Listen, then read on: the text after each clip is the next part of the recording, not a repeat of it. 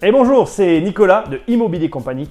Et dans cette vidéo, je vais vous parler d'une phrase qu'un sage a dit un jour et qui m'a marqué pour le restant de ma vie. It's the basic truth of the human condition that everybody lies. The only variable is about what. Donc, ce sage, c'est Dr House. Et il a dit une phrase que j'adore, il a dit « Tout le monde ment ». Et je suis vraiment désolé de te le dire, mais c'est une triste vérité. Tu mens, je mens, on ment tous. On est tous des menteurs. Et c'est ok en fait. Enfin pour moi c'est ok. Et tu vas voir pourquoi c'est pas grave en fait. En vérité, je me rends compte que tout le monde ment en immobilier.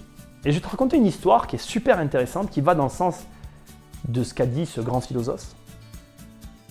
Il y a quelques temps en arrière, un été, je crois que c'était l'été dernier ou l'été d'avant, et j'étais invité dans un resto un peu guindé, tu vois, où bon, tu vois le genre avec piscine au centre, machin, truc un peu guindé, bref.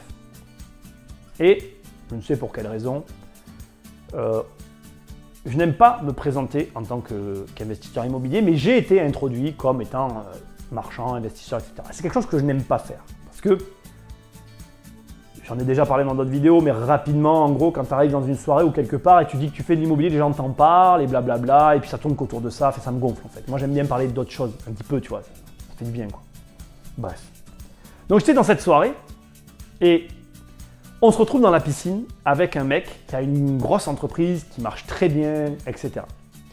Il se trouve que ce gars-là avait une agence immobilière. Avant, dans une autre vie, dans un autre passé, il était agent immobilier. Mais il était agent immobilier, bon, j'ai déjà fait plein de débats là-dessus. En gros, si tu veux, il était agent immobilier, c'est-à-dire qu'il louait la carte. Il n'a pas le diplôme, il a... Voilà, j'ai rien contre ça. Mais ce que j'essaye juste de te préciser, c'est... J'essaye de rationaliser le positionnement de cette personne sur un marché immobilier. Il a fait ses affaires en immobilier, mais ça n'a pas marché. Ils ont dû arrêter leur agence, il a changé de secteur et il a créé une nouvelle entreprise qui marche 1000 fois mieux que son ancienne société. Et donc on parle avec ce mec de choses et d'autres. Et tu dois connaître ça en fait. Ce mec me dit, commence à me parler en fait de sa vie antérieure dans l'immobilier. Je pense qu'il avait envie qu'on travaille ensemble, mais il s'y est très mal pris avec moi, puisqu'il commence à me raconter finalement qu'il a acheté, il me donne des quartiers, des places de parking, enfin il me donne des détails très précis sur un secteur que je connais, sur un secteur que j'ai déjà prospecté, des chiffres et des éléments complètement faux. Je ne vais pas rentrer dans les détails, ce n'est pas le propos de la vidéo. Enfin bref, il me ment complètement sur de l'immobilier. Et j'étais halluciné, j'étais juste là. Et je me dis, mais il est fou. Pourquoi il est en train de me mentir sur mon sujet? C'est comme si moi, j'avais voulu lui apprendre des choses sur sa boîte. Je ne lui ai rien dit du tout sur son entreprise. Je ne sais même pas comment ça marche. Mais il avait le besoin, je pense, plus lui que moi, de me prouver qu'en fait, il était bon en immobilier, que s'il a fermé, c'est pas parce qu'il était mauvais, c'est parce qu'il m'a trouvé une sombre excuse, il m'a expliqué qu'il avait fait de grosses affaires et blablabla et blablabla. Et donc, tout ça pour te dire que tout le monde ment. Mais quand on ment sur ton sujet, on ne te ment pas. Et la réalité, elle est là. C'est que tu vois, on peut me mentir sur plein de choses. Et je verrai sûrement aucun de tous ces mensonges. Tu peux me mentir sur la manière dont tu as réparé ma bagnole. Tu peux me mentir sur la manière dont tu as préparé ma bouffe. Tu peux me mentir sur la manière dont tu as assemblé un canapé. Tu peux me mentir sur où est-ce qu'elle a été faite cette télé. Tu peux me mentir sur comment ou qui a fait cette belle armoire. Tu peux me mentir sur la personne qui est allée chercher ce caillou là où il était atterri. Tu peux me mentir sur plein de trucs. Je ne saurais rien en fait. Et je ne serais pas en mesure de dire quoi que ce soit, si ce n'est de subir le mensonge que tu seras en train de me dire. Mais de la même manière que tu peux me mentir sur plein de trucs, il y a une chose qu'on ne peut pas nier, c'est qu'on ne peut pas te mentir sur ton métier. Si toi qui me regardes, qui es mécanicien, j'aurais du mal à te mentir sur une potentielle réparation d'une bagnole. De la même manière, tu ne pourras pas me mentir si tu te prends pour un investisseur immobilier que tu n'en es pas un. Et c'est génial parce que j'en croise des gens qui se disent être dans l'immobilier ce qu'ils ne sont pas, comme d'autres qui ne disent pas ce qu'ils sont alors qu'ils le sont réellement. Et c'est très amusant de voir les comportements de toutes ces personnes. Et c'est ça que je veux te dire. Tout le monde ment, oui c'est vrai. Mais il y a une chose qu'on ne pourra jamais t'enlever, c'est que ce dans quoi tu vas être le plus performant, ce dans quoi tu vas être spécialisé, eh bien, on ne pourra pas te mentir là-dessus. Et ça, crois-moi, c'est vraiment une compétence à développer.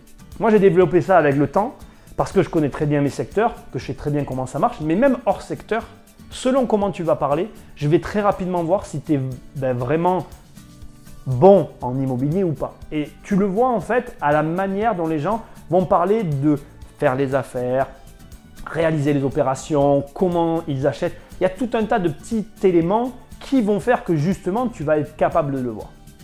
Mais je vais quand même te donner un petit détail qui est très révélateur finalement de quelqu'un qui ment en fait. Je vais donc te donner un truc pour détecter finalement ces personnes qui vont essayer de te faire croire des choses.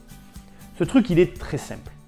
Généralement, en fait, quand on ment, on a, en tout cas, moi là, je vais parler d'immobilier. Quand on ment en immobilier, on a un manque de cohérence sur tout un ensemble d'éléments.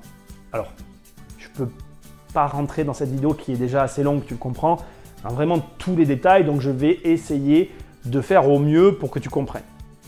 Tu prends le plus d'éléments possible que tu connais et tu amènes la personne à te fournir ces éléments. Je m'explique. La personne dont je t'ai parlé tout à l'heure, j'ai un peu gratté. Il se trouve que je connais le type de lot de parking qu'il y a à vendre dans la ville en question. Donc j'ai cherché à lui demander un chiffre précis sur le nombre de parkings qu'il y avait à vendre. Je lui ai demandé un prix d'achat. Je lui ai demandé un prix de revente. Je lui ai demandé les travaux qu'il avait effectués. Je lui ai demandé un nombre de lots dans la copropriété. Parce que je détenais ces informations. Je savais approximativement comment situer tout ceci sur le marché qu'il évoquait.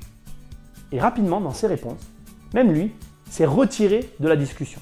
Pour finir ma petite histoire, lorsqu'il m'a eu dit tout ça, je ne lui ai pas dit les yeux dans les yeux que je ne croyais pas à ce qu'il me racontait. Je lui ai simplement posé des questions précises. Et la précision de mes questions l'ont amené lui-même à changer de discussion. Et petit à petit, il est passé à autre chose parce qu'il a compris, que j'avais compris, que ça ne marchait pas. Voilà le conseil que je te donne. Lorsque tu es face à quelqu'un qui prétend des choses en immobilier sur lesquelles tu as un doute, demande-lui de préciser les éléments. Lorsque je lui ai demandé le montant de la taxe foncière sur le lot, il n'était pas capable de me répondre. Et de toi à moi, lorsque tu achètes un bien immobilier, c'est impossible que tu ne t'intéresses pas au montant de la taxe foncière. C'est d'autant plus impossible que si tu le signes, le notaire va te faire un séquestre sur l'acquisition et va te donner le montant de ce qui va être déduit s'il y a des dépôts de garantie, rajouté, tout va t'être expliqué le jour de l'acte. Donc s'il avait été à cet acte, tu l'as en tête. D'autant que je vais te donner un dernier élément qui peut encore plus aller au fond de tout ça. Il n'y a pas d'investisseurs immobiliers qui ne connaissent pas les chiffres. On a tous des travers qui sont différents et sur lesquels je n'ai aucun jugement. Mais si on a tous la même qualité, c'est qu'on retient très bien les chiffres, surtout les chiffres de nos investissements. J'espère que tu auras aimé cette vidéo. Je tiens à te dire une dernière chose pour terminer. Un petit truc, juste pour finir la vidéo, qui n'a rien à voir avec tout ça. Tout le monde ment, c'est une réalité. Ce n'est pas grave parce que lorsque tu maîtrises un sujet, normalement, on ne peut pas te mentir sur ce sujet. Mais je veux que tu saches une chose, il y a plusieurs types de mensonges. Et je ne dis pas qu'il y en a qui sont moins graves que d'autres. Je dis juste que pour faire la part des choses, il va quand même falloir être un petit peu perspicace. Cette vidéo est terminée. Je te dis à très bientôt pour une prochaine vidéo. Salut! I find it more comforting to believe that this isn't simply a test. Non, tu t'en vas déjà? Investir, c'est plus fort que toi.